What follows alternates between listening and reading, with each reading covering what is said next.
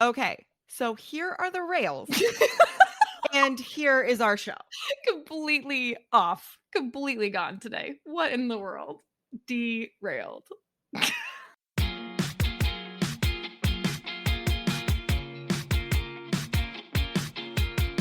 Yay, you're here. Welcome to the CK and GK podcast. Let's get going.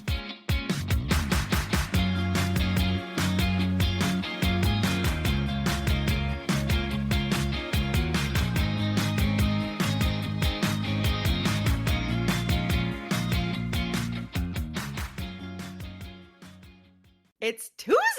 Oh my gosh, we're so glad you're here. Oh my gosh. Well, just like every week, welcome to CK and GK. I have with me Caitlin, the YouTube to my UHF. I'm just staying in this I'm Gen X place. Yeah, you definitely are for sure. I think one day we need to just do a test to see. All right, so this is Jenny, the yellow pantsuit wearing, community service doing, children's basketball coach, sister to Dennis, daughter to Frank. It's Dee Reynolds from Always Sunny in Philadelphia. Yay! Did you know that I had students who once called me Frank? And I did not know how offensive that was until much later. I was so offended. It took 3 years for me to get there. Nice. Welcome to our first ever collaboration episode.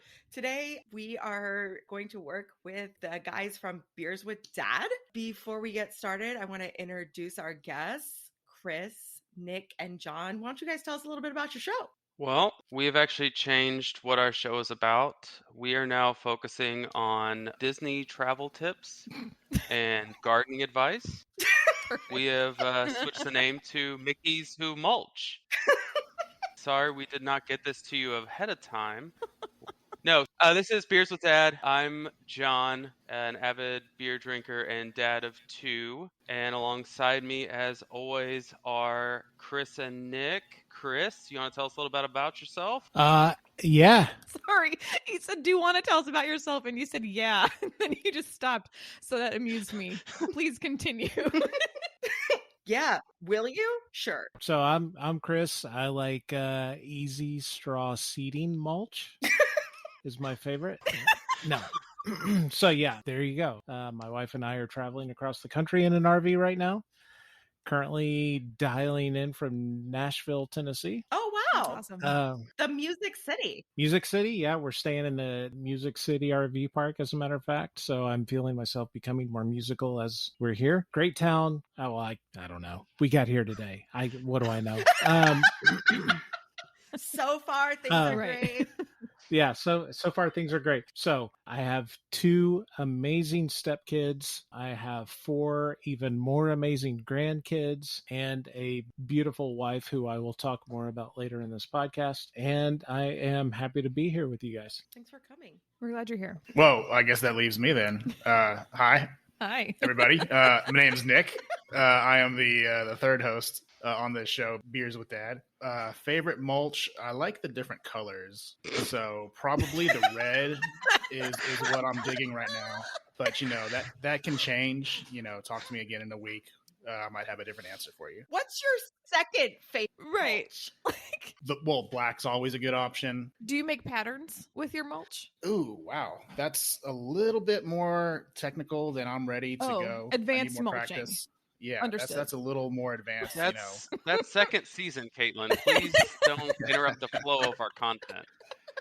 Right now, we're handling the basics. Got it. Okay. But when I'm not mulching, I love spending time with my wife, my family, my 2 wonderful children.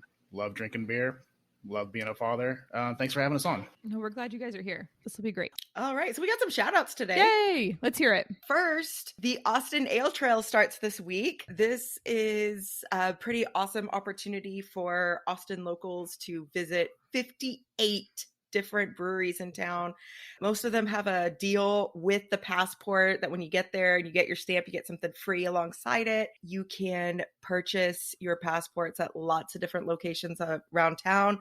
John, why don't you tell us a little bit about that? Yeah, so Austin Ale Trail is really a great way to experience all the different breweries around town, kind of a reason to break out of maybe the 3, 4, 5 that you're used to going to and check out some that might be a little bit north or might be out west toward the Dripping Springs area and kind of get out there and change it up. And then at the end, if you collect enough stamps, the Austin Ale Trail will give you some swag at the end of the year. So you have from the end of April all the way through the end of December to collect your stamps. And this year, you will see your favorite Beer Dad podcast advertised on page 32 of the Austin Ale Trail. You guys, that's awesome. Good for you. You're so fancy. Yeah, super, super excited about this. Oh, if you haven't gathered this by now, Jenny, Gingerman, she is the GK of the CK and GK pod, and Gingerman? my wife, so. Pause. Gingerman. I just need to dwell on Gingerman as a nickname. Okay, I'm good now. I got it. Mind blown. I'm into it. Another shout out for us is for the No More Late Fees pod. Sat down with those ladies. They've got a very fun 80s and 90s movie kind of nostalgia pod. And they really kind of gave us some insight for planning our next season. So definitely want to give them some love for spending that time this week. And also Domestic Pints Only. It's another beer podcast. Definitely give them a listen if you haven't. They're always encouraging us, engaging with us, showing us some love. So go give a listen to Domestic Pints Only. Awesome. So can I jump on this train and do some shout outs? Yeah. Okay, so first Is it the sausage train? I do have to talk about sausage for just a second. So Johnsonville happened to read a bunch of tweets that some Twitter buddies and I were all engaged in. And now John is wearing a Johnsonville t-shirt. So shout out to Johnsonville for all the sausage swag that came our way. Some people were getting mugs. You know what we had for dinner? Oh, yeah. Free bratwurst. Yeah. So shout out to Johnsonville. They might be our first official sponsor. I was just going to say, can we stop for just a minute and appreciate that the first sponsorship we have earned is bratwurst. With all the other products that we've mentioned, Johnsonville is who jumped on the train. We tried to get Oscar Mayer. They were not having it, but Johnsonville jumped all over that and sent a very nicely written postcard along with all of our sausage swag. So that was really fun. Also, I need to make a correction. In our last recording, we talked about James K. Polk, and for some reason he keeps coming up. But we made a mistake. And as a Texas history teacher, I should have known this, right? I messed up. So the president of Texas... So he wasn't the one who said, I love Texas? Was it God Bless Texas? The mistake we made is that we said he was the president who welcomed Texas into the Union. It's not accurate. It's not accurate. It was John Tyler. Tyler did it. Tyler signed the annexation of Texas on his last day in office. And then Polk came after him. So that's where the confusion came in. Tyler was the 10th president and Polk is the 11th. So that's what happened. Anson Jones, president of Texas, and Sam Houston arranged for this whole annexation thing. And then Tyler did it, not Polk. I just had to bring it up. It was bothering me. Texas history teacher had to fix it. I couldn't handle it. No, I appreciate it. Interesting thing about John Tyler is I think up until like a few years ago, he still had a grandchild that was alive. Really? Because he was like a Larry King who had children really late in life. Yeah. And then his children that he had really late in life also had children really late in life. And so I think it was like maybe 5-10 years ago that he still had a grandchild. No way. That's alive. crazy. Yeah. What do you know about James K. Polk? Anything? I think Polk coined the term sausage swag. Oh, perfect. If I'm not mistaken. Excellent. Perfect. That's going to go over so well. I love it. Well, in the spirit of collaboration, I know that the Beers with Dad have a way of catching up every week. Instead of doing exactly what they do or exactly what we do, we are going to have a hybrid of Circle Time and their catch up. We're calling it Family Meeting. We're the Mafia. Mike Consigliere is actually going to join very shortly. I mean, we're looking fairly Brady Bunches right now with all We these. really video are. shows. So we like to catch up with each other every week with a segment called High Low Buffalo. The best thing that's happened to you over the week, the worst thing, and then something that was very unexpected, like a buffalo. How we're going to change it is our friends over at the CK and GK pod like to talk about their gem of the week. Mm-hmm. Something that just stood out and was really fantastic. We're going to mash them up much like Linkin Park and Jay-Z and come up with a Jim Low Buffalo. Nice. To demonstrate how this works, I will lead us with my Jim low, and buffalo of the week. Thanks for taking a social risk and moving first. I mean, my name was first on the doc, so I just assumed. So. My high of the week, or Jim, is that we are now in the Austin Ale Trail. It is really cool getting to see us in print, and especially the Austin Ale Trail did us real well in that they put us like one page off of the split of the book. Pretty much the natural opening, we're one page off, and I was already telling people, oh, hey, you might want to check out this podcast on page 32. I heard it's real good. To all of those of you who are listening to us for the first time because you saw us in the Austin Ale Trail, thank you. Thank you very much. It was amazing. We went to the launch party at Hedgehog Brewing, their 3rd anniversary party. It was a really good time despite the gale force winds that were blowing through. Did you see the meme? No, I didn't. Where someone is saying, "Dear Texas, can we get a good day of weather in April?" And Texas says, "The best I can do is 80 degrees with 80-mile-an-hour winds." I mean, it's insane. We've been getting blown away out here. It's awful. And it's making my allergies even worse. Oh, so it's interesting. This is a great segue into my low of the week. Speaking Let's of hear it. gale force winds, Uh-oh. the last time I sat down with Chris and Nick, I had to hold my face, struggle through immense pain because I believed that I had scratched my cornea. And I Oh, was just like, no. dear, sweet, sweet Lord, just please make the pain stop. Thinking about like spooning out my eyeball. Went to an ophthalmologist the next day. Turns out was not a scratched cornea. I actually had a small pebble that was stuck inside the inside of my upper eyelid, No, which had thank you, come please. up No. from the gale force winds while walking the dog. my They God. removed it. Shout out to Austin Eye. Oh my Great job. gosh. Do you know that one of my worst fears in the world, terrified of things going into my eye, especially like a paper cut in my eye, and the idea of a rock going into your eye and scratch. Oh my God. I have full body icky convulsions right now. That is horrible. When I was a kid, we got these taking care of yourself flowchart books from our health insurance company. And it was like, if this, then that. And like, when do you go to the hospital? When do you go to the doctor? Whatever. And I like read them for fun because I'm a nerd. And one of the situations was fish hook in the eye. And it was like, go immediately to the ER. Hold on. I happen to know Stop it. that your health care as a child was TRICARE.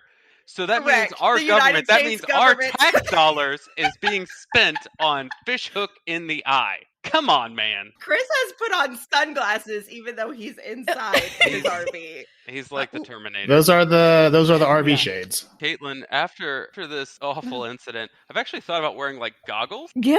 when I'm going on the walk with the dog. Like just, you know. The wraparound kind. Wear the dad sunglasses. Do it. It was real awful. And I was coming off of a bit of a stomach bug.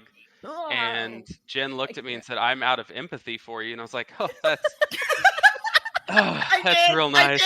Listen, every wife has been there. Every single one. However, when I said, yeah, they took a rock out of my eye, she's like, okay, I kind of feel bad. Now, on to my buffalo. Some of you may know that Jen and I really love watching QVC. And it's not to buy thing. We enjoy it because our favorite host, David Venable, gentleman and a scholar. Gentleman and a scholar. He's just so nice. He's so positive. And even if it's just an awful, awful item, he will make it seem like this is something you need to buy and put on 5 or 6 easy pay, depending on if you have a Q card. We were watching it today, and I was sitting back and just, wow, what is my buffalo going to be? And then there it was, like a beacon in the night, the Revolution toaster. What is the Revolution toaster, you might ask? Yeah, I'm asking. The Revolution toaster is a $350 toaster. That's the special value. Regularly, with all parts and pieces, it's somewhere in the neighborhood of $700. Does it also vacuum and put your children to bed? It's got a touch screen. Oh, it's only then 2 no. slice. Oh, okay. Like, I feel like what these guys were doing were saying, hey, what is a luxury item that doesn't exist yet? Much like the Sedaris brothers many, many years ago, sitting around and saying, hey, we can make really fancy coolers and sell them to people who want really fancy coolers. We'll create Yeti. These fine gentlemen over at Revolve were saying, what doesn't have a luxury version yet? A toaster. What can we do to it? Can we make it toast better? No, that's actually been like perfected. We'll put a touch screen on it. It's a $350 toaster, regularly $700. Yeah, no, I'm out. Wait, so this is called the Revolution, and you saw it on TV? Yes. The Revolution was televised. There it is. Nice. There it clap is. at that. All right, Chris, you're on deck. You're walking up to the plate, and you're going to deliver us your Jim Low Buffalo. What you got for us? All right. So my Jim is that yesterday, my Jim of a wife and I celebrated our wedding anniversary. Congrats! Yay! Thank you Congratulations. so much. Thank you so much. She is the most amazing person in the world. Not a day goes by that I'm not grateful that she said yes when I tricked her into marrying me. And if you haven't heard the story, you can listen to our episode on how I proposed to my wife. That's called a tie-in, ladies and gents. I would recommend checking that out. So yeah, we celebrated our wedding anniversary, which was a great day. Had a ton of fun. Went for an amazing hike in the Smoky Mountains National Park, and it was beautiful. Smoky Mountain rain keeps on falling. It's not an episode without Jenny singing randomly in the middle of Is it. that even a song? Yeah, by Blind Ronnie Yeah. Millsap. Okay. Blind Ronnie Millsap? I mean, he's just Ronnie Millsap. I call him Blind Ronnie. He doesn't go by Blind Ronnie Millsap. I was going to say, that's a terrible name. Yeah, it was a rock. It was a rock all along. He might have gotten a fish hook to the eye. Yeah. And he didn't go to the hospital right away like Yeah. he was supposed to. Anyway, yesterday was our wedding anniversary. My low is that we were in Pigeon Forge, Tennessee yesterday, and there's just not a good date night place in Pigeon Forge, Tennessee, unless you're into Chipotle, and if you are, good for you. Isn't that where Dollywood is? You're exactly right. Johnny, if we are ever in Pigeon Forge on our wedding anniversary, I expect Dolly Parton to be a part of the equation. Isn't that somewhere else in Tennessee? No, Dollywood, it's in Pigeon Forge. I mean, that's a great place for a date night, Chris. What's wrong with you? Well, I guess Dolly was otherwise engaged. Maybe she was at Chipotle. Let's see. Probably not. We should have gone to Chipotle. We should have gone to Chipotle. Oh, girl, she didn't need Chipotle. Chipotle was founded in Denver. That's where I used to live. The original one is like right down the street from our old house. So you're a hipster Chipotle. Yes, I'm OG hipster Chipotle for sure. Yeah, I don't know how I feel about that because I've been to the original Starbucks in Seattle, and I'm like, it's a Starbucks. Right. It's a lot. That's how the Chipotle is too, if that helps you. Box checked. Now that we've crossed them off of our potential sponsor list, let's keep moving. For my Buffalo, I had a surprisingly good margarita in a place where I would have not expected to have a surprisingly good margarita, which is Gatlinburg, Tennessee. Nice. Never would have guessed it, but the margarita was solid. I was pleased. Gatlinburg is a place in the Smoky Mountain Rain song. Thanks, Jen. Is that right? All right, Nick. I got to listen to, what's his name? Ronnie Millsap. All right, Nick, you've got a heck of an act to follow up, but what do you have for us in your Jim Low Buffalo? That's a good way to put it, actually. If it's an act to follow up, my high was definitely going to see a bunch of really good bluegrass shows at Old Settlers Music Festival over the weekend. We've been going to that for years now, and this was one of the first opportunities that my wife Crystal and I have had to go without the kids in the last 7 years. It was a very relaxing experience. Having no kids for the weekend at a music festival, you would think that we would just, let loose a little bit. But that was not the case this year. Without having the kids there, I think it was almost like we went there to like rest instead of party. For sure you did. Absolutely you did. That is letting loose. Okay, like a true parent. Right? That is letting loose. We actually didn't go to the music festival at all. We just sat in the car in the I mean, we quiet. do have a pretty cool campsite that we set up every year with a really good group of people. Shout out Camp BIOF. Which brings me to my low. I was about to pass, but I have a low now, and that is just now when we were discussing what to do when you catch a fish hook in the eye. I just realized after we had already moved past that topic that I missed a perfect opportunity to make this joke, and here it goes. That sounds eye-catching, but...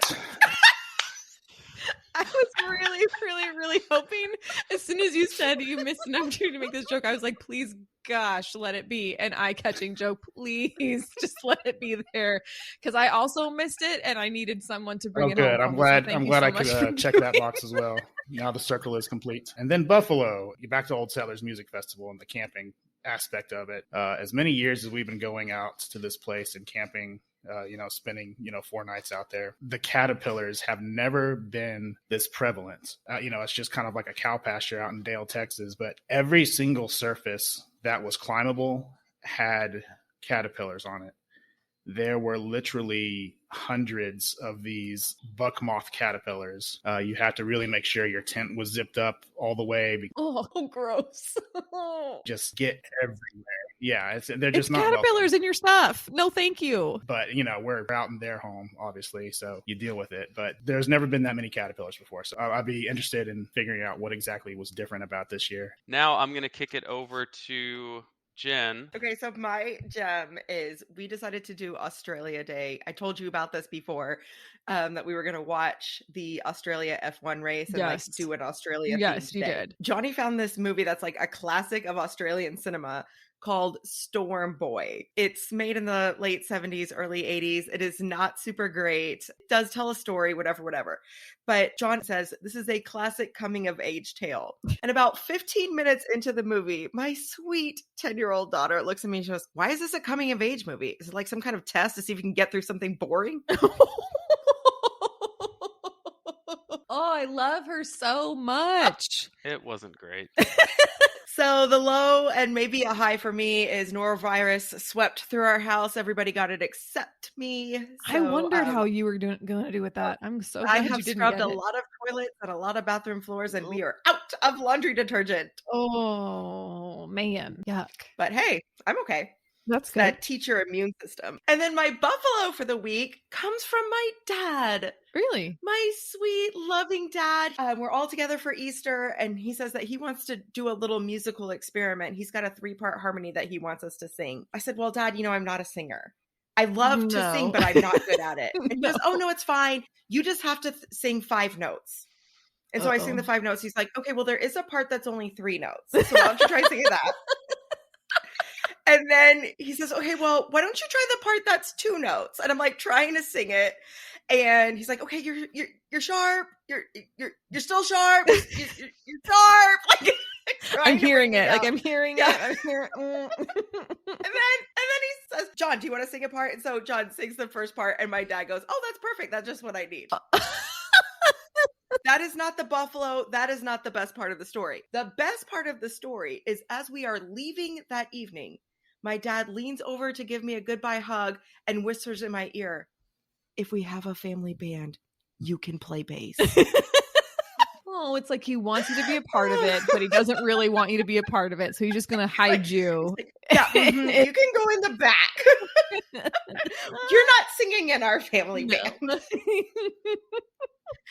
my dad. Actually, bass is pretty important. You can play the backup bass. We're not plugging it in, just FYI. We're going to tell people it's wireless. This is the last thing he says to me Easter Sunday. He is risen and I am dead from your voice. Please play the bass. You're sharp. You're so sharp. That's not a no. Give us yours, Caitlin. I'm going to start with my buffalo. So today I spent the majority of my day at Dell Diamond celebrating my father-in-law, who has been on our show, Cappy's 3,000th game called today. That is 3,000 That is games. crazy. I know. He was like on such a high all day long, so happy and thrilled. And so we're just really proud of you, Cappy. Congratulations on 3,000 games called for the Round Rock Express. Amazing. Cappy gets to be Mr. 3000. Good for him. I'm sure he'll appreciate that. Yeah, it was super exciting. Lots of people giving him love. There were like posters of all these pictures of him throughout the years in the booth. It was great. So congratulations, Cappy. We're really happy for you. So my low was I haven't had that much time to listen to podcasts this week. I've just been crazy busy. And so I don't have any shout outs of other podcasts right now, but there are some new ones that are coming up in my queue that I'm really excited to listen to. But my gem this morning, I was working on podcast work and I was trying to make a comment in a Google sheet that I was going to share with Jenny. Benjamin, if you will. Benjamin, right. And I was typing in her email address and I left off a key detail of her email address and I just hit comment and then I hit yes, assign it to this person. And some other Jenny just pops up in this spreadsheet.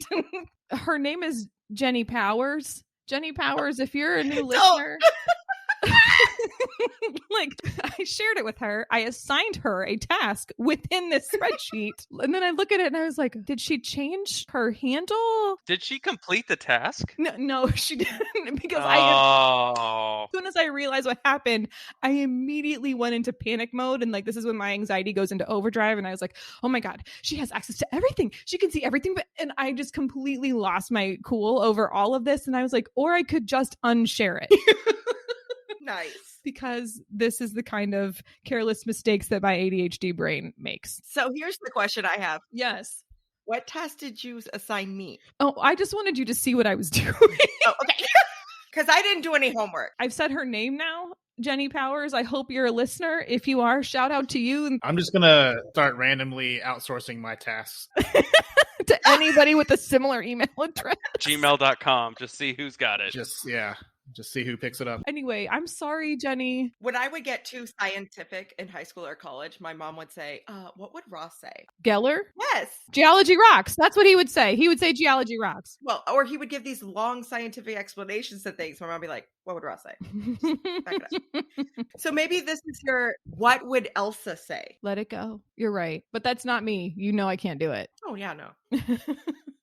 Okay, well, this is the part where we make an awkward transition. We talk about our obsession. So mine clearly is making Pivot. awkward pivot. As Ross would say, pivot. Anyway, I'm going to start with my obsession first. If you're listening to the show, if you've listened to our show before, you know I have a thing about TikTok. It's my thing. I love it. I can't help it. Whatever. I went down a rabbit hole yesterday of DIY talk. It was all these people who are like doing these tiny little changes in their homes that are making their lives so much easier. And yesterday I got really into one and I made Bryce watch it. But everyone has the really skinny cabinet in their kitchen, the really skinny one that's like supposed to be for cutting boards and other kinds of crap that like you try to shove other things into, but you can't. This person installed one of those sliding things and it's a big basket that fills the whole cabinet. So now you just slide open the door and everything just comes right out and you're not ducking down and digging around in there. And I thought it was genius. And now I've been researching install-y, slidey things. Oh, okay. So it's the same. So you just don't have to dig it. Yeah. It's going to be my hyperfixation thing that I'm going to be really into for a while. And I'm not going to be satisfied with my kitchen until I have it. Those things. I know. That's what I'm going to do. It's like tracks. They're tracks for the drawer. Nick has it in his kitchen. I think we just call ours a drawer, though. That's what it would be. Drawer. It would turn this cabinet into a drawer. That's what it would be. Just be a tall drawer. It is indeed a drawer. That's what it would turn into. I can see Bryce's face. Yeah, he looked at me yesterday and he was like, yeah, we could do that. And that was the end of the conversation. I was like, yeah, and then it would make our lives easier. And he's like, would it though? Like, would it? And I was like, well, obviously, because then all of our cutting boards would go in there. And he's like, look how many views this TikTok has. Right. Clearly it was something really high, too. It was several thousand. What about you guys? Jenny, tell me yours. Oh, well, I am obsessed right now with stand-up math. Oh my gosh, Johnny That's is the sound rolling of a his microphone eyes. getting muffled and smushed into a face because he can't handle it right now. Your wife is a nerd. This is Matt Parker's channel on YouTube. He is a Australian stand-up comic who also does math. Yeah, you're a nerd. It's amazing. Okay, tell me about this. Because Nope, if it's funny, nope. then I could give it a It shot. is funny. It is funny. Okay. Like Nope. it is funny. He tells you about geometry. I made Johnny watch one where it was about solar eclipses going the opposite way when you're in Antarctica. I Sounds acute. Oh, look at that. That's funny. And he's Australian. You know I love Australians. Go on. It's an obsession. Go for it. Oh, that's all I have to say. Stand-up maths with an S because he's Australian. right. With an S or something. Okay. All right, Chris. You can either go for a current obsession or tell us What you drinking? what you're drinking. Well, how about I do both Whoa. with one answer? Whoa.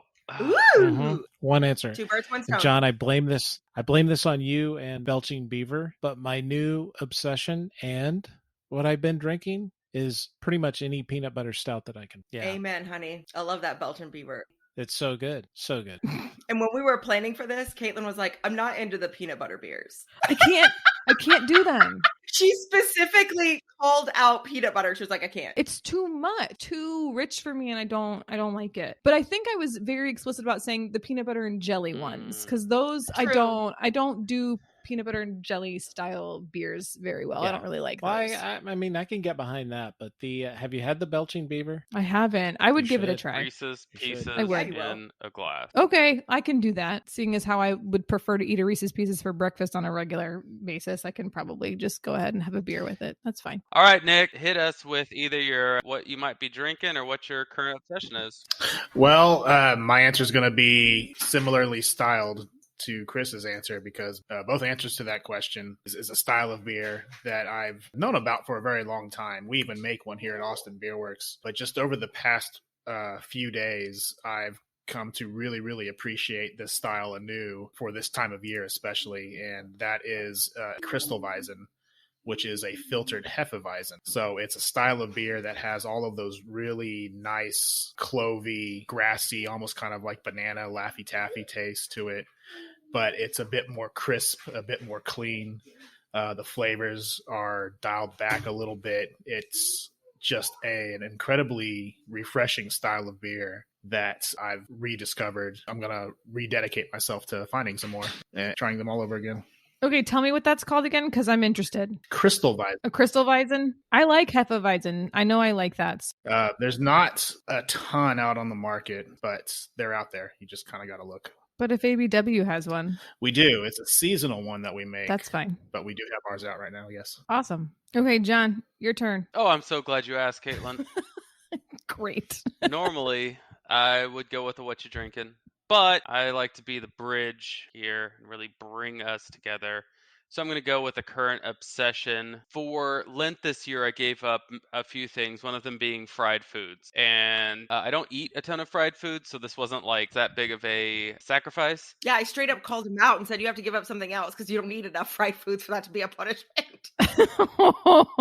But this is one point where I'm extremely jealous of Chris right now for where he's at because I was obsessed with getting my Nashville hot chicken sandwich. There is one place that I wanted to go to in Austin, and when Lent was over last Sunday, this calls back to Jen's low, was not feeling up to digesting anything or a Nashville hot chicken sandwich. No. But this Saturday, between brewery parties, Tumble 22, not a sponsor yet, was in our path. And so we stopped off and I got my pluckin' hot OG chicken sandwich. It's just amazing. It's everything I was hoping for. It's always nice to have that one thing like you're really craving and then you get it and it's just as good as you were hoping that it would be. Tumble 22. So, Chris, speaking of which, while you're in the area, make sure you find a Hattie B's to go to. Hattie B's. Nashville Hot Chicken. They do a pretty fantastic job. Does it come with a pickle? It does. I love the pickle with the I hot feel like chicken. it has to. Yes. Bread and butter pickles. Yes, you need it. Gotta have it. And if you have to come back to Austin for your taxes or whatever, Chris, and you just happen to be flying back from Nashville, like, just kind of bring some Hattie B's chicken sandwiches back in your carry-on. Excuse me, sir. Your bag is full of chicken? Where's that on the list, TSA? They don't. Yeah. They don't bite. It's fine. Hot chicken. Right. It's a dry good. It's not like you're bringing back a bunch of liquids in a bag. Yeah. It's fine. I'm sure it'll be fine. All right. Like Caitlin said earlier, the whole gist of our show is that we try and discover something new and share it with our listeners. And so today, while we have the dads who drink beer, we wanted to learn a little bit about ordering at a brewery, what kind of experience we can expect, and kind of walk us through that process. So we have questions for each of you individually and then some for everyone. So I go to a brewery and I immediately am like, I don't know, just order me something that I like. So for me, this is all about how can I go into one and sort of narrow down my focus so that I can have a pleasant experience drinking something that I like, but maybe try something a little bit new. My first question is going to come for Nick. You ready? Yeah? Okay. So our listener base is mostly women. They're primarily in the same stage of life as us. They might have some children who are younger, but overall, we have many friends of the show who are a wide variety of listeners. Can you talk to me about why our listeners might enjoy visiting a brewery and what might they expect when they go? So yeah, that's a great question. Breweries are magical places, in my opinion. Always comes back to magic, doesn't it, Jenny? It As just long as always it comes doesn't back to also magic involve all science, the it's time. fine. It's science or it's magic. I think it does because it's a brewery. Yeah, there's I think it chemistry does. involved, Yeah. for sure. Yeah. Okay. Yeah. There you Science go. or See? magic. Yeah. Okay. Magic. Um, I hear it. Personally, I enjoy them because they're a lot more laid back. Mostly, they're a lot more chill. There is not so much of a bar or club atmosphere to it. A lot of them are extremely family friendly. You can bring your dogs into a lot of them. The staff is almost universally kind and polite, very knowledgeable about the product. The people that like to work at these brewery tap rooms really do enjoy beer and really do enjoy talking about beer. So any questions that you may have for them, they love to talk your ear off about it. So yeah, just a very relaxed atmosphere, very unassuming. Okay. So like for me, the idea, like not the going to the brewery part isn't the intimidating part. It's the like going up to the counter part. So even if I were to be asking someone who's an employee of the brewery, just kind of walking around, they would still be knowledgeable enough about the product to help me make some decisions. Is that what you're talking Oh yeah, about? absolutely. And like maybe not, just grab, because these breweries are usually operating at the time that visitors are there. So, Yeah, maybe not grab just a random employee walking around. You might get nicked. They might be busy doing that something. makes sense. But the employees behind the bar Okay. will be more than knowledgeable enough to help you out. But it's, as far as Okay. the other part of your question there, try to just find a style that you like, and that takes some experimenting. That takes some trying of different things. Sure. But don't worry so much about, what is this beer named? What particular ingredients are in this beer? Focus on the style. Find a style that you like. Start with that style. That'll give you a good baseline. Okay. I'm a big believer in language as a way to access understanding and access knowledge. So by style, do you mean like type? Like you mentioned Crystal Weizen earlier, Hefeweizen, Pilsners, things like that? Is that the vocabulary that I should be listening for? Yeah, absolutely. Okay. There's all kinds of different styles. Okay. There's a lot of room for interpretation, but the styles themselves are going to be pretty similar across just about every brewery. Okay. That makes a lot of sense. That kind of brings me into my question that I have for Chris. Johnny has introduced me to this whole wide world of beer. And I know there was one episode where he talked about that first time that we were shopping together and he's standing in front of the beer wall at the grocery store. He's like, oh, I've had this, I've had this, I've had this. And I was like, oh, you're like really into beer. You know a lot about beer. So I have a taste for suds, but I get totally overwhelmed when there's like 10 plus options. What advice do you have for someone like me going to a new place and just seeing so many choices? That is a great question. Well, and since you're traveling the world, you do it all the time, right? Yes, I have to make tough choices every day.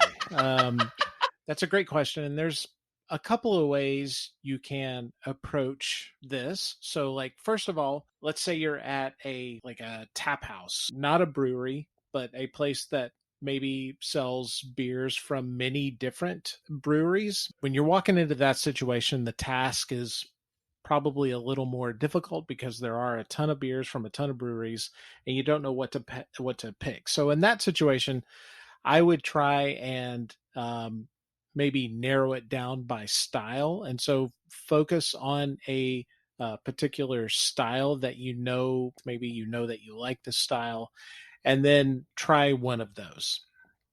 Another approach that you might take is, let's say you're at a particular brewery.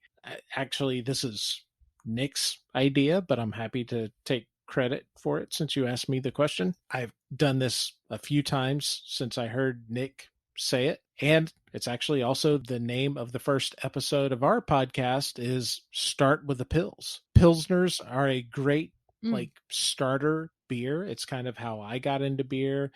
It's how a lot of people get into beer. And for a brewery, there's not a lot of room to hide behind imperfections in a Pilsner. So try the Pilsner and see if you like it. If you like the Pilsner when you're at a brewery, maybe branch out and try a couple of the other beers. And then one other approach that you might take if you're at a brewery and you really just can't make up your mind is to go with a flight. A lot of breweries have flights that are 4 or 5 or sometimes even 6 beers that are small pours for like a 4-ounce pour of a beer.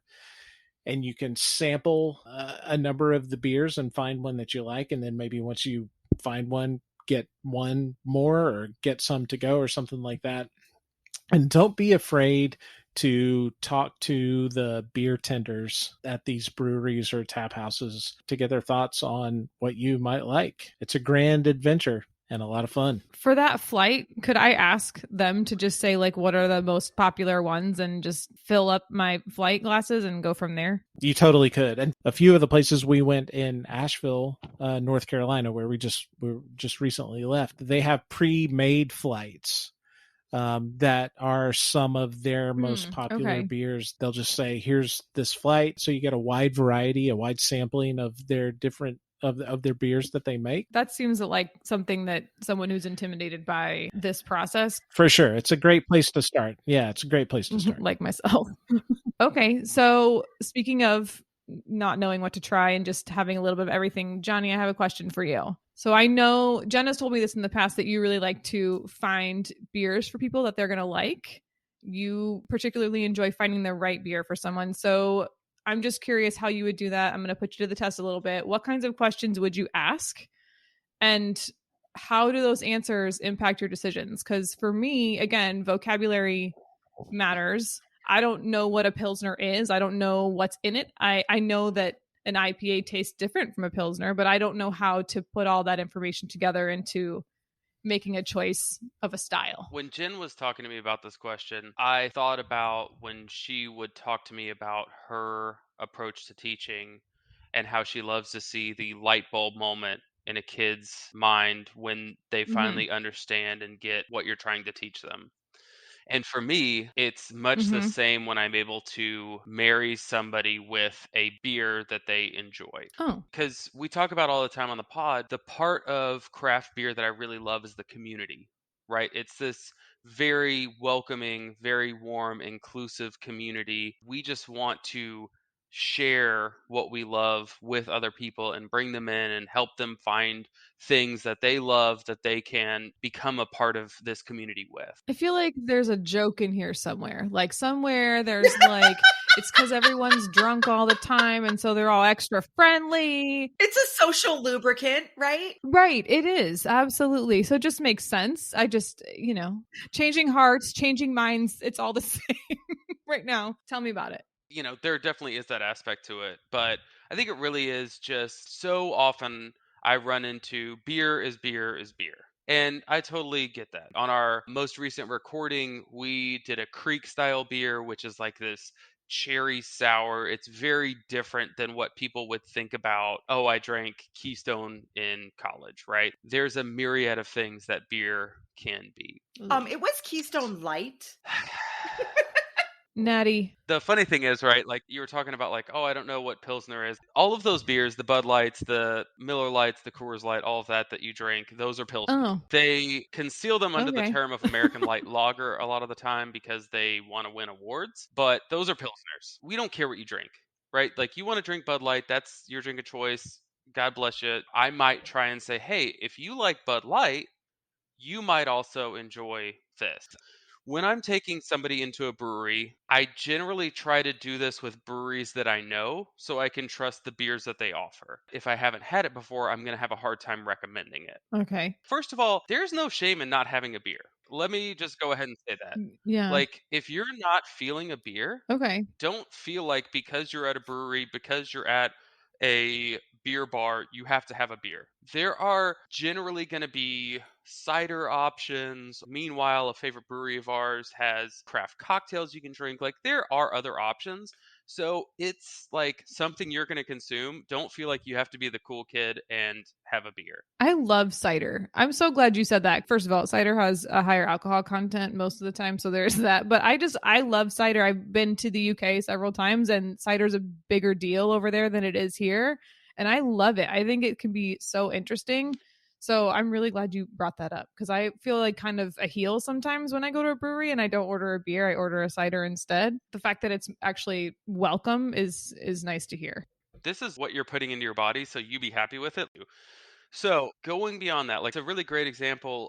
We took Jen's cousins to Holdout Brewing, and she had one cousin who was like, I want cider. It's like, cool. Yeah. But she had another cousin that was like, I like hops, and I typically like more tropical than bitter. And like, that's really easy for me, right?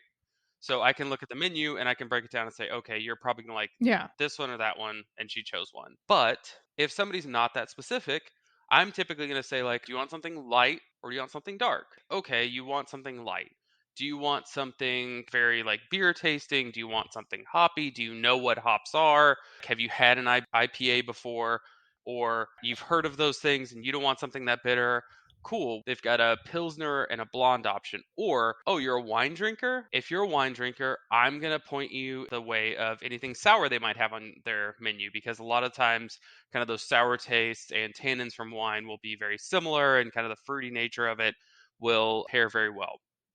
If we go on the dark side, all right, cool. Maybe you're a coffee drinker. Talking about dark beers, do you want something roasty? Do you want something maybe a little bit sweeter? And so then I'll kind of point them between stouts or maybe like Nick was saying, an amber. But it's really just that flow chart of what beers have you had? What flavors do you like in those beers? What are you absolutely like versed to? Because I'm not here to try and like push your boundaries. I'm here to make you enjoy what you're about to drink. Okay. I'm just thinking like what if they're not a beer drinker at all but they want to learn or they want to try? Is there a go-to? I think in that case of like, okay, you've never had a beer but you're interested in trying, great, welcome to the scene. We're glad to have you. I think much like Chris said, I'm going to start you out with a Pilsner because a Pilsner is very approachable, it's very light. The flavors are going to be very delicate, it's going to be very dry, it's going to be very approachable. Like, that's probably going to be my go-to because it's the least offensive of the beer. Safest maybe? Yeah. Okay. Or I'm interested in some beers from here, you're interested in some beers from here. Maybe this is more of a pre-COVID thing, but let's order a couple flights. I'll always try beers at breweries. Flights are a great way to do that, which is kind of why we set our end of our episode up that way. Spoiler alert. I'm ready. Let's taste. When you're having a flight, and I think Chris, Nick, you would agree with this, start from light. The one with the more delicate flavors. Right. And then work your way. It's kind of like when you're putting on skincare products at night. Like, you do the most one that's like water first. And then as they get more and more complex, you put it later. Exactly. Look at you learning things. I'm so proud of you. Finally, somebody speaking my language. So today, we're going to have 4 offerings in our flight. The first is going to be a Pilsner. We're going to move to a blonde. Then we've got a hazy IPA. And finally, a stout. By the way, I'm not drinking any of the same Chris, beers that you have. We sent Chris an offering of these beers. No, that's He's got the okay. exact same one. And to mark just how special of an occasion this is, I did, for the first time ever, bust out the Rancor Tooth Flight Set Nice. from Oga's Cantina. Because, like I said, we are about Disney travel tips. My cat is trying to drink the beer. So, how did we arrive at this flight set? We said that Beers with Dad would pick 2 styles, and CK and GK Pod would pick 2 styles. We picked a Pilsner because that is the quintessential dad beer, as well as a hazy IPA because APAs also feel like dad beers, I'll be honest. I hear guys talk about IPAs all the time. It's definitely the millennial dad beer. Sure. sure. Yes, I would agree. So, CK and GK, do you want to talk about how you arrived at a blonde and a stout? I told Jenny that I like this kind of beer. You told me that you really liked an apricot blonde. Yeah, it's true. I did say that. We wanted to highlight 2 breweries that you can find on the Austin Ale Trail. And so we went with a local blonde that has fruit in it. Now, it's not apricot, but it is fruited. I was talking to Johnny and said, well, I think I want to do something different than a stout. And he said, no. I've said on the air a million times on my show that you say that every season is stout season. You are the stout person. You can't break from the tradition. So I chose Zilker's Coffee Milk Stout, and this has been a favorite of mine for a long time. Ooh, yum. I'm excited to get into tasting these beers, see what you all think. I always find it exciting to taste beers with other people and see what they think and kind of get their feedback. So let's go ahead and start with the Pilsner. So again, think back to your college beers. This one in particular is a collaboration between Live Oak and the ABGB. So the ABGB is the Austin Beer Garden Brewing. Swifty, kind of the head of ABGB, actually started at Live Oak. And they have won awards for their Pilsner multiple times. And so this was something I was really excited to get my hands on because if you know anything about Live Oak, they love their German styles of beer. So cheers. Cheers. Cheers, everyone. It kind of tastes like a toasted biscuit. I don't know. That's just what the boys always say about Pilsners. I'm hearing that movie Som in my head. It's a fresh can of tennis balls. I'm smelling tennis balls. It's right. Yeah. I smell freshly cut rubber hose. Nick, what do you think about the beer? This is pretty tasty. So what I like to do when tasting a new beer, first thing is look at the color, how opaque or clear it is. This beer is brilliantly clear, very light straw colored. It's almost got no color at all, which is pretty impressive. It kind of looks like a glass of white wine. Yeah. A little bit, yeah, a little bit. It does. That was what I was thinking. Yeah, or like a really light dry cider sort of. Yeah, I mean, yeah, no wrong answers here. It's and that's another thing about tasting beer and describing beer is that, you know, if you do it professionally, there's probably some lingo that you should stick to. Just amongst us, whatever you need to use to describe it is entirely appropriate. And one of the tips that I learned from Nick many, many years ago is if you are going between a lot of different beers, a lot of different beverages, and you want to reset your nose, this sounds odd, but trust me, like the 3 of us swear by it, sniff yourself. So take a whiff of your hand. Nick really likes like in the elbow. I know it sounds bizarre. It's like the opposite of sneezing. Like instead of sneezing into your elbow, you out of your elbow. The human brain and the human nose is really good at picking up new stimuli. We've all been in a situation where you walk into a new space and there is a smell that hits you right away. But if you stay in that space long enough, you just stop noticing the smell. Oh, they had commercials about that. Like for Breeze, they were like, "Oh, he's nose blind." Yeah. And so there's, that's basic human physiology is that your brain is blocking out this old stimuli. Yeah, just a good way to reset your sense of smell is your nose is ready for fresh smells again. Chris, is there anything you would like to add about the Pilsner before we move on to the blonde? I'm drinking a Pilsner called the Pharmacy Pils from Bearded Iris Brewing here in Nashville, Tennessee. Great beer, great springtime beer, great just finished mowing the yard beer. It's light, effervescent, nice crisp mouthfeel, a little bit of Toasted biscuit. peppery, flaky biscuit. But flaky. You held up that can. I thought it said Parmesan on it. yeah, I'm drinking the Parmesan pills. Yeah. I couldn't tell because It's like the grated Kraft. it's and late. you just like shake it. It's late. Not a sponsor, but come on, Kraft, let's do this. There it is. It's made with oregano hops. I'm a big fan of the pills. Been a big fan of the pills. It's dang good. I'm noticing that it has a quick, clean finish. It does not linger on my palate. When I am done drinking, I am done tasting. That is probably my chief complaint about some beers is that I don't want to continue to taste it well after like I've had the sip. Like sometimes I do, it just depends on what it is, but a lot of times it's like overly bitter, maybe it's a hoppy flavor. I don't know what that flavor is, but I don't really like it. So if you're someone who is not really into beer, I feel like this would be a really good one to start with. Yeah, I would submit to you that as you venture down the beer path, that you would look forward more and more to that, kind of the lingering aftertaste. Okay. Different beers will taste different in different seasons. This is great for the ballpark. Yeah. Yeah. It does Jay have Giles that like band, refreshing. Coach. Yeah. Put me in, coach. We are now moving on to a blonde ale, the CK's pick. This one specifically is from High Sign Brewing in Austin, Texas. It is a blueberry blonde ale. And it's named Violet. It smells good. It smells Violet, like a you're Pop-Tart. turning Violet, Violet Beauregard. It smells like a Pop-Tart. It definitely It smells smells like like a blueberry Pop-Tart. Pop-Tart I to am me. totally getting that. Yeah, I really like that. Yum, that was good. It tastes like a blueberry Pop-Tart too. It's definitely heavier in your mouth than the Pilsner is. Again, I don't feel like it's bitter or has a gross aftertaste or anything like that. It's a pretty amber color.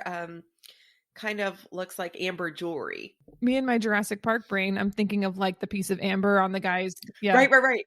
Oh, yeah. No, there's totally a mosquito in here with DNA in it. Absolutely. Chris, what's your answer to Violet? Okay, I did the best I could with what I had available to me. So you went with the Gouda blonde. That's right. Blue cheese blonde. No, I went with alliteration. Is the alliteration is better in the beer world. Yeah. No, I went with Perpetual Composition from Southern Grist. Okay. Brewery here in Nashville. That looked like a wine bottle. It was a big bottle. It's a 750 milliliter. It's huge. It's big. There's no blueberry involved whatsoever. There is peach involved. And actually, this is a point that I was going to make earlier. If you're not into the beer thing and you want to get started, we mentioned that Pilsner might be a great place to start. Another great place to start might be a Goza or a sour because they don't taste. They're not as beery as what you expect. Exactly. Yeah. And so this one is extremely peachy. Yes, my thing says yeehaw. So I got this. This was free at a brewery in Gatlinburg, Tennessee. What else would you expect from Gatlinburg, Tennessee, but a glass that says yeehaw on it? I mean, maybe a glass that says Jolene. That's Pigeon Forge. Wouldn't it say Cup of Ambition? Oh, I like that. Anyway, if you're not into the beer thing, you're listening to this and you're like, well, none of that sounds good to me. Try a Goza, try a sour. It may be what you're looking for. We're going to get into the real scary, terrifying. Is that because it has a dinosaur on the can? Is that why it's scary and terrifying? The thing that everybody's afraid of, the IPA. It's an IPA. It's big, it's strong, it's scary, it's bitter, it's... Well, okay, I just dark and it's not scary. But it is cloudy. It looks like that hog juice that it you is used cloudy. To drink. Pineapple, orange, guava. I'm sorry, what? No. I didn't know what she said, and I have never had hog juice in my life. I did not know what she was talking about. Okay, well, us Gen X kids drink pineapple, orange, guava. And we also played with pogs. I played with those. I had those. I had a slammer. So here's the interesting thing about... Or High Five. Did you ever drink High Five? It looks like High Five. So IPAs can be many different things. But a lot of people think about... So they think about the West Coast IPAs. They think about the traditional Sierra Nevadas, the Stones, as we've described them before, grab you at the back of the palate and kind of squeeze those piney, resinous. Piney. Would you guys agree? Absolutely. Yes.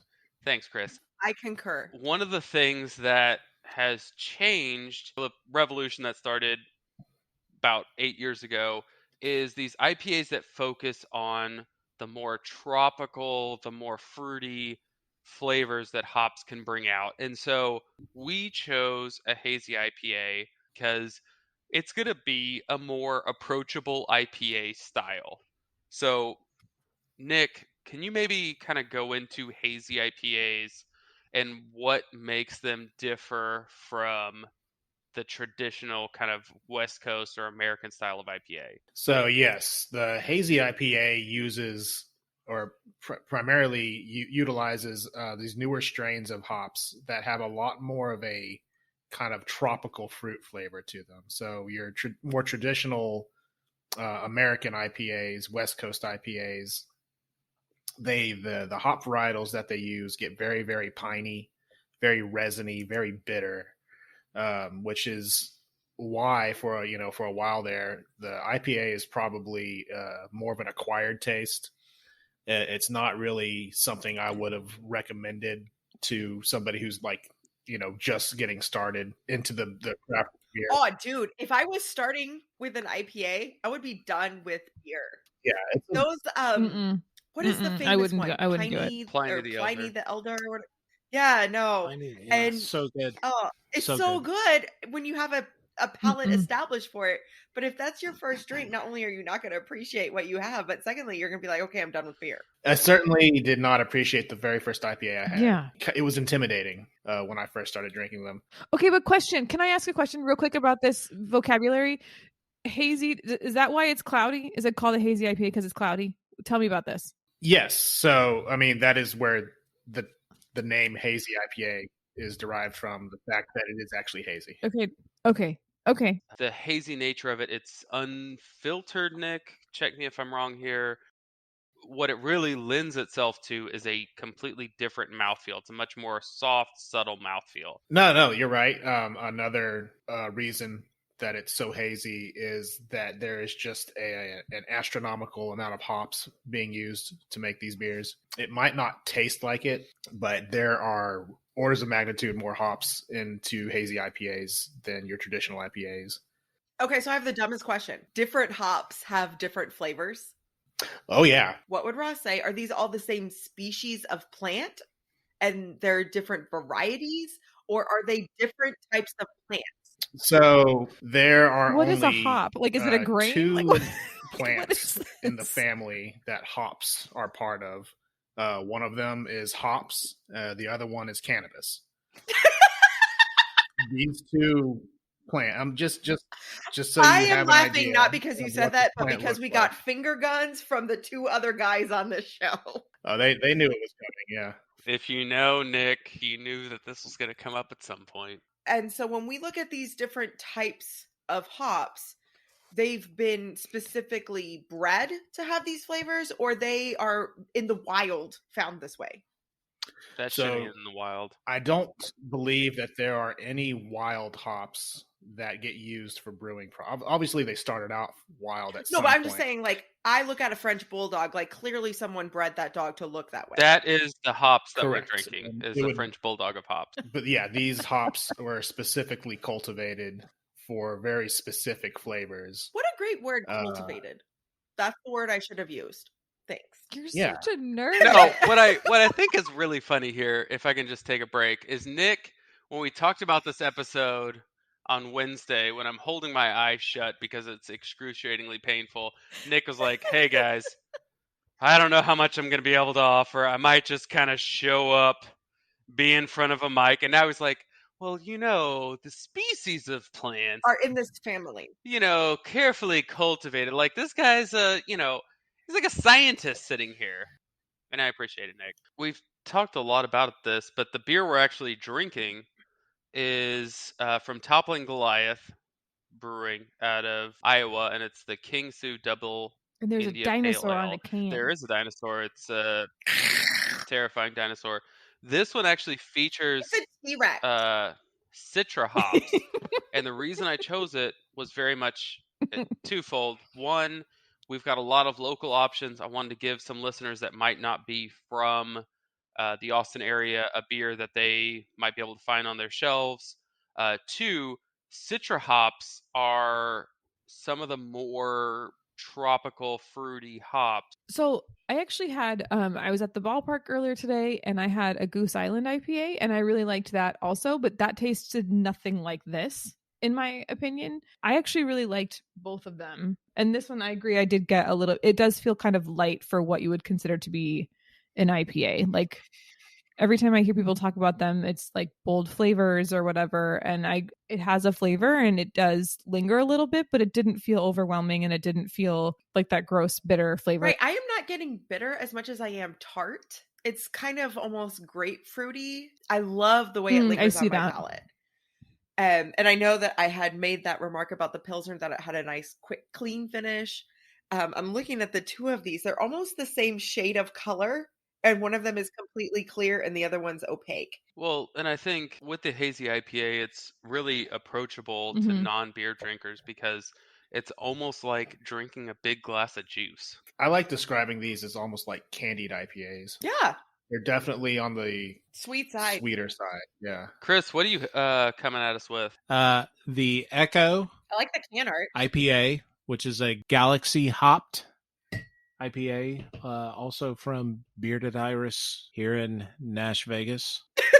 It's a great IPA. It's peachy, guava-y, very tropical tasting, guava? Delicious IPA. Miss, is that that's a country? Yeah, I know. Guava? I had a student once when I told them that another teacher was moving to Guam. They were like, Guam? Seriously? That's a fruit. Oh, and I had to say, nope, nope, you're thinking of guava. Guam is a place. So it's very Guam and a little bit of Puerto Rico tasting on the finish. So now we are going to go into the darkest I love it. of our beers for this tasting. Another place on the Austin Ale Trail, a place that's near and dear to Jen and I's heart, and Chris's, for that matter. Zilker Brewing, the coffee milk stout. So good. I think a lot of times when people think stouts, they think of Guinness. Or Young's chocolate. A lot of people think of Guinness and like that's the stout that comes to mind.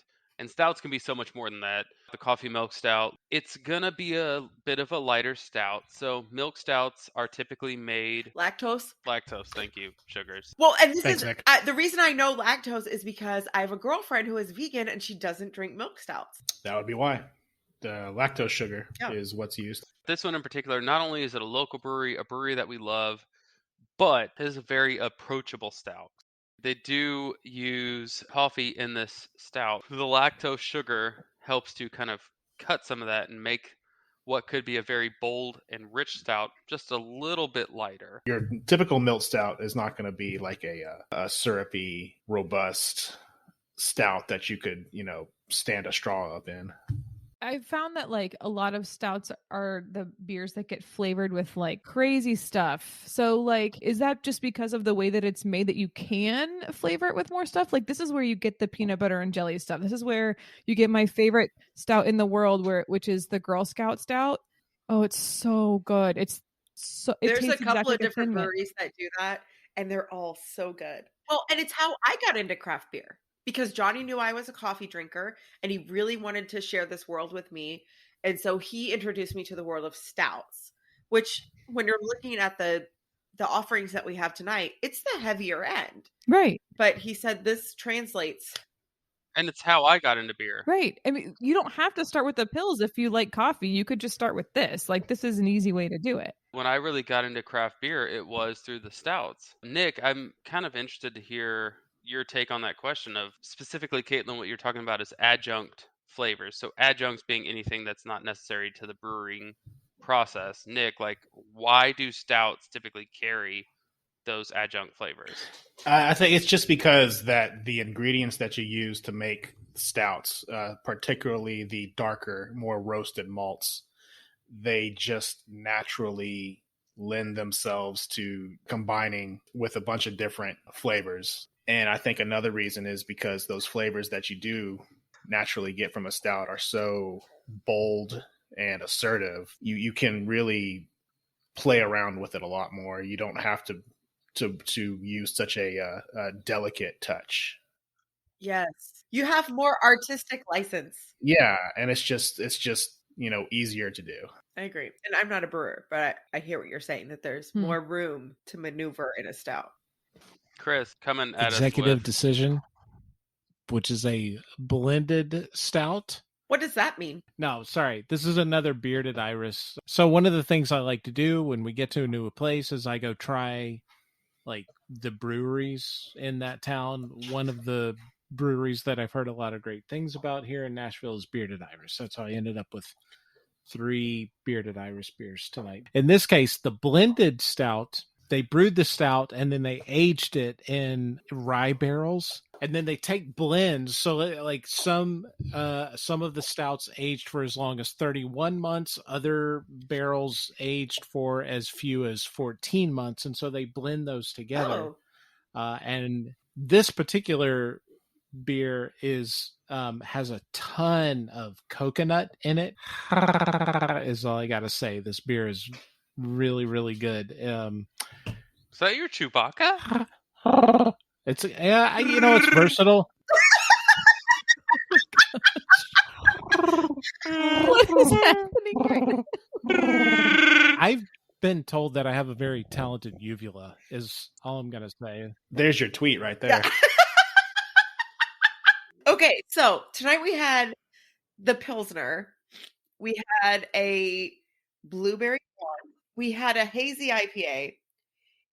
And we had a stout.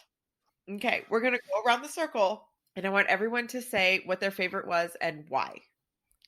So while you're thinking, I will go first. It was the blueberry blonde because it was completely surprising. I had no idea that I was going to love this so much. It really did taste just like blueberries. Mm-hmm. I'm gonna concur. I loved it. Was very surprised by the Pop-Tart smell and taste. It really Yeah. did smell and taste just like Like a blueberry that- Pop-Tart. Like sugary. Right, exactly. Like blueberry like flavoring. fake blueberry. All right, Chris. Now, you did not have our drinks, but what was your favorite tonight? I didn't have your drinks, but my favorite that I had was the stout. I've never had a blended stout before, but the fact that it was blended with many different stouts of varying time spent in rye barrels was interesting. And also the coconut was an added bonus. So that was definitely my favorite. Awesome. Johnny. Here's the thing.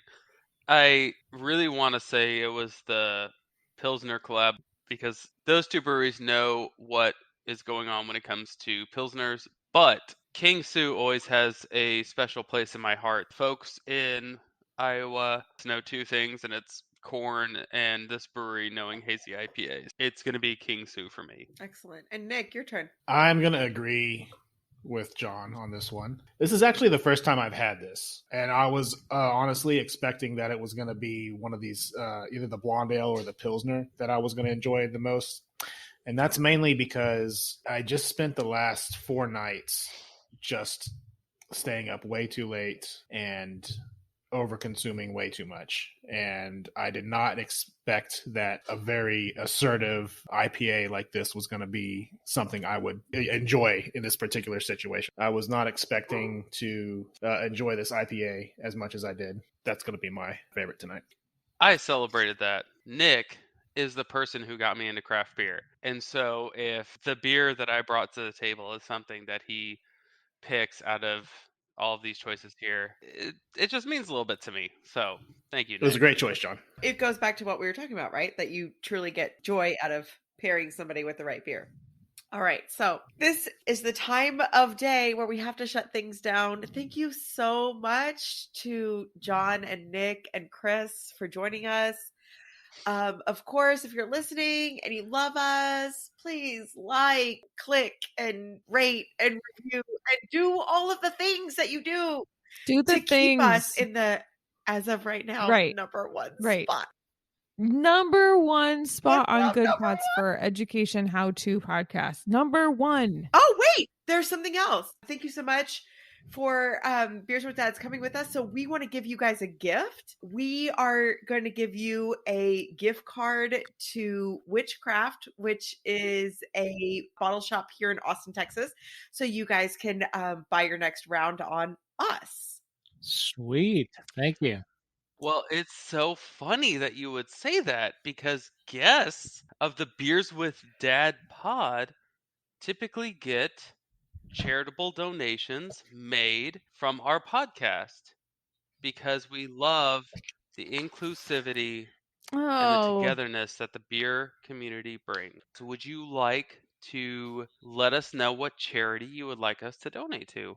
so there's one in Austin that I actually really, really love, and it's Safe Austin. This place provides a safe house for people who have just recently escaped abusive situations. So women and children primarily are who they usually serve, but there are men who are served by this charity. And again, they give them a safe place to land.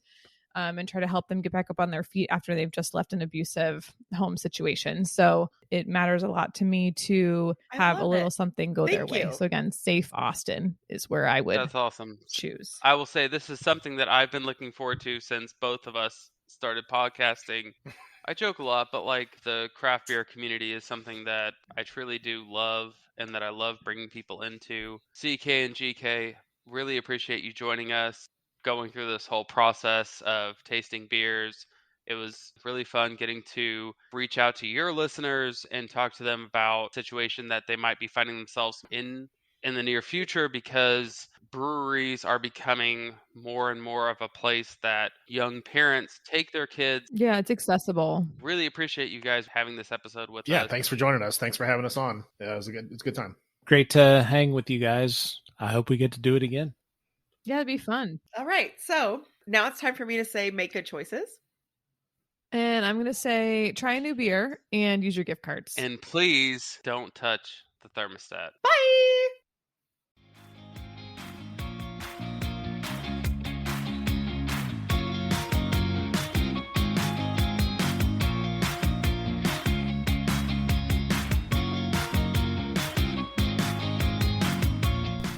Hey friends, thanks for listening to the CK and GK podcast.